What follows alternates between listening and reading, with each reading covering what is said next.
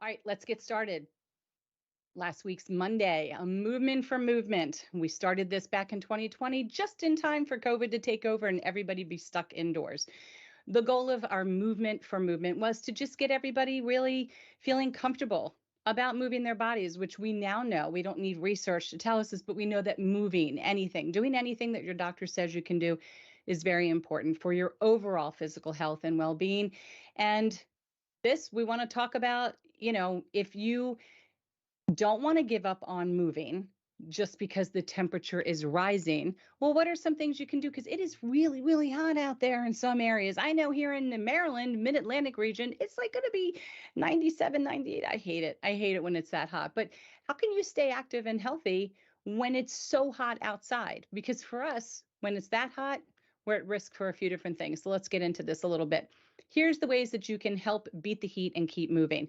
Number one, it's super important to drink a ton of water. Why? Because in this heat, you can very easily become dehydrated, and that's going to make things wonky with your blood pressure and your heart rate. Now, again, I am not a physician. I am just sharing things that have come from articles, and this is all for you to use as a conversation point with your own physician. So keep that in mind. But hydration is the key to preventing dehydration, heat exhaustion, and heat stroke. These are very real things, especially in these temperatures, and especially if you're exercising or moving a lot, whether it's gardening or yard work. These are real things that can happen to you. So you really want to try to aim for 8 glasses, which would be 8 8-ounce glasses of water a day, even more if you sweat a lot, because you're sweating out all that fluid. So you need to bring some more in and avoid the hottest part of the day. So try to schedule your workouts or even your lawn work or whatever it is you're gardening for early morning or early evening. Don't do it between 10 and 2 because the sun's right over your head and it's going to be way too warm.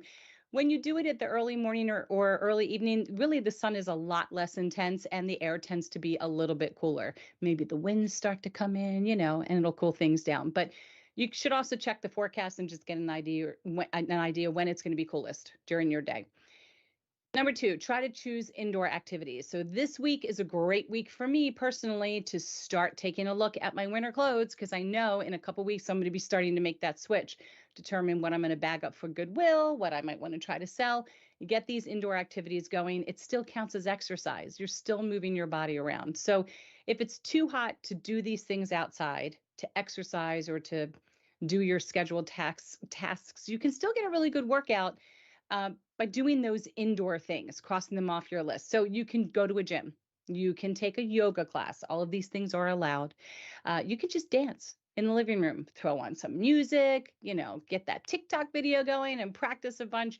Just do something that makes you excited about moving. The important thing is just to move and to kind of have fun while you're doing it. Also, staying cool. And remember, everything that you do, you want to make sure you've had these things cleared by your physician. Okay, if you're going to be outside, definitely shoot to wearing a lighter color and more breathable fabric. So after you've cleared with your practitioner the activities that you're able to do, don't push yourself too hard when it's hot. Okay, definitely wear clothes that are going to absorb some of that sweat and keep you cooler. And if you feel dizzy or you feel nauseous or you start to feel weak, stop exercising. Just stop.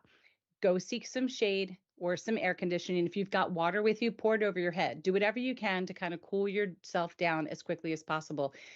Spray bottle, whatever it is. Your health and your safety come first, especially in the heat before the exercise, okay? If you have to do something outside.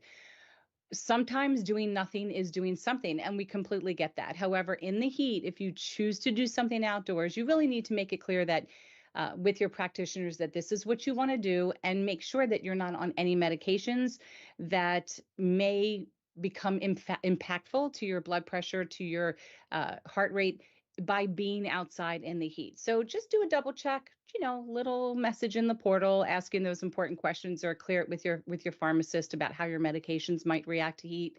Oh, and another tip, don't leave your medications in the car in the heat. I believe I read somewhere that for some of our meds, the heat might actually impact the efficacy of the medications. So those are our tips for you when it comes to staying in a moving situation when you have to deal with this high heat. So I don't know how you've been moving around, Joshua, in this heat, but I'm like a sloth because I hate sweating. Just saying. Yeah, I'm not a Me. fan of the oppressive heat we're getting. Yeah. Oppressive heat. 75, 80, love it. Sure, no You problem. get to 88, I'm out. Like 88, Mhm. 90, I'm done. It's too much. I'm Mhm. the same way with the cold. I'm cool when it's like 50, even maybe 45. You start getting to 40 and below, I'm like, no, I'm out. I don't like it. Yeah. Yeah, I'm not a fan. My hands actually hurt in the freezing cold. Yeah. They Yeah. I like sting. it.